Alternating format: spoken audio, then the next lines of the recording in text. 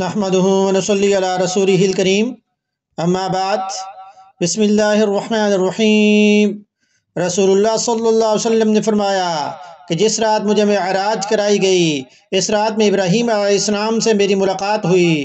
ابراہیم علیہ السلام نے فرمایا کہ اے محمد صلی اللہ علیہ وسلم، اپنی امت کو میری جانب سے سلام کہہ دینا اور انہیں بتا دینا کہ جنت کی مٹی بہت اچھی زرخیز ہے، اس کا پانی بہت میٹھا ہے اور وہ خالی پڑی ہوئی ہے۔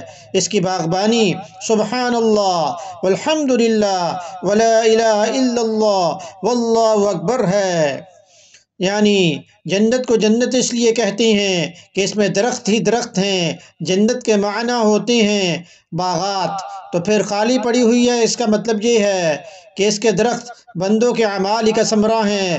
اللہ کو اپنی غیب دانی سے یا غیب کے علم سے یہ بات معلوم ہے کہ کون کون بندے اپنے اعمال کے بدلے جنت میں داخل ہوں گے، سو اس نے ان کے اعمال کے بقدر وہاں درخت اگا دیے ہیں اور یا اگا دے گا۔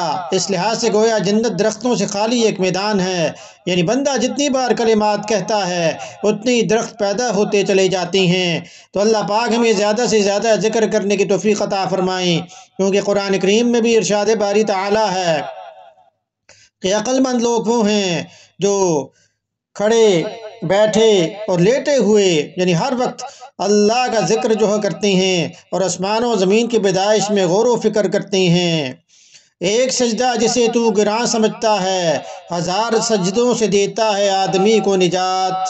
ہاتھ ہے اللہ کا بندہ مومن کا ہاتھ، غالب و کار آفریں، کار کشا کار ساز۔ اللہ پاک عمل کی توفیق عطا فرمائیں، حدیث سننے کے بعد اسے شیئر بھی کریں تاکہ یہ آپ کے صدقہ جاریہ بن جائے۔ وما علینا الا البلاغ المبین۔